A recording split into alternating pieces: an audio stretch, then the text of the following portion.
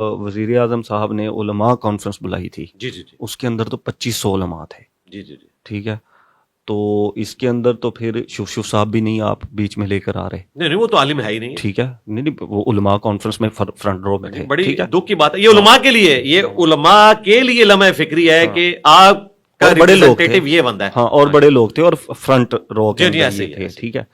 یہ 4 لوگ آپ یہ کہہ رہے ہیں کہ اپنا اپنا ریپرزینٹیٹو دے دیں اور پھر ایک کوئی کونسل بن جائے جی ہاں جو اس کو چیک نہیں کرے. ریپرزینٹیٹو نہیں، یہ خود بیٹھے نہیں یہ خود تو ہاں. جب تک بیٹھ یہ سکیں گے پھر تو کوئی بیٹھیں اس گے نا، قسم کی کوئی چیز نہ لانچ کر دیں. جب تک یہ بیٹھ سکیں گے تو تب تک بیٹھیں گے نا. سارے بزرگ ہیں جن کے آپ نام لے رہے ہیں، ادروائز تو یہ کسی نہ کسی کو آگے کہہ کر جائیں گے نا کہ میرے بعد یہ بیٹھیں گے، تو اسلامی نظریاتی کونسل تو فارغ ہو جائے گی اس کے اندر. ہاں جی جی فارغ ہو جائے گی انشاءاللہ. تو آپ کو لگتا ہے کہ یہ آپ کا جو ماڈیول ہے یہ وہ اسلامی نظریاتی کونسل چلنے دے گی کہ جی آپ ہمیں سب کو فارغ کر کے یہ 4 جگہ سے ایک بندہ تو وہ اٹھا کر لیں. دے اس میں پریکٹیکلی نظر آتی کونسل خود فارغ ہو چکی ہے. مجھے بتائیں ان کے فتوے کی کیا حیثیت رہ گئی ہے؟ محسن اختر کیانی صاحب نے ریمارکس دیے تھے کہ اگر آپ نے لوگوں کی زندگی اور موت کا فیصلہ کرنا ہے، جو آپ کو آئین حق نہیں دیتا، آپ صرف سجیشن دے سکتے ہیں. میرے کیس میں انہوں نے فیصلہ دیا، فیصلے کے تو مجاز ہی نہیں ہے، فیصلہ تو دے گی ہائی کورٹ یا سپریم کورٹ. تو انہوں نے کہا ٹھیک ہے ہم عدالتیں بند کر دیتے ہیں، یہ سارے کیسز آپ کے پاس بھیجتے ہیں. ان کو تو پتہ ہی نہیں کسی چیز کا. یہ میں فتوے کے پوائنٹ آف ویو سے بات کر رہا ہوں. یہ ہونے چاہیے ان لوگوں سے. یہ 4 مکاتب فکر والے کہہ دیں کہ ہوئی ہے تو پھر عدالت میں سزا ہو جائے، یہ کہہ نہیں سزا نہ ہو، توبہ توبہ ہو، توبہ ٹھیک ہے، توبہ. اور یہ 4 کہہ دیں نہیں ہوئی جی. تو ایف آئی آر ختم ہو جائے. جی بالکل، ایف آئی آر کٹے ہی نا. ایف آئی آر تو بعد میں کٹے گی، ایف آئی آر بھی بعد میں، ایف آئی آر سے پہلے اور اس کو قابل ضمانت بنائے. یہ نہیں ہے کہ بندے کو 3 سال آپ نے سڑنے کے لیے اندر کر دیا، 3 سال بعد آپ کہتے ہیں کہ جی یہ جھوٹی ایف آئی آر تھی.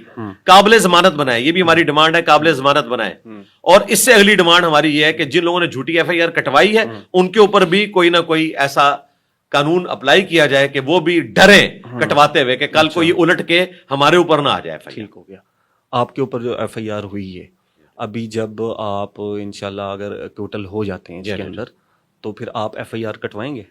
ایف آئی آر نہیں کٹتی پاکستان میں، ابھی تک قانون ہی ایسا نہیں ہے. حد کے عزت کا ہی ہوتا ہے صرف. ڈیفیمیشن آپ سوٹ کریں گے؟ نہیں میں نہیں کروں. کیوں نہیں کریں گے؟ اس کا کوئی رزلٹ نہیں نکلنا. مجھے بتائیں کہ سال سے ہو رہا ہے کچھ بھی نہیں نکلتا. آپ پوری قوم کو بتا رہے ہیں کہ جی ایک اس طرح کا لا ہونا چاہیے. لا ابھی بنا نہیں، اگر وہ لا بنا ہو تو میں اس میں جاتا. ڈیفیمیشن ہے نا، آپ نہیں یہ والا لا نہیں، لا یہ ہے کہ وہی سزا اس میں لوٹے. سنیں، ڈیفیمیشن کے اندر آپ 10 ارب روپے رکھ دیں، پھر کیا ہوگا میں بتاتا ہوں نا. آپ کی جان کو خطرہ پڑ گیا نا. یہ 295 ایسے ہی ہے نا کہ آپ نے کسی کے سر میں گولی مار دی، ٹھیک ہے، یا جس طرح میں نے آپ کی ایک ویڈیو بھی سنی کہ درخت پہ لگا دیں تو وہ بھی سوکھ جاتا ہے. تو آپ ڈیفیمیشن سوٹ ایک کر دیں ان کے اوپر، ٹھیک ہے، پھر کیا ہوگا؟ تو 10 ارب وہ دے نہیں سکیں گے، وہ اندر جیل میں چلے جائیں گے.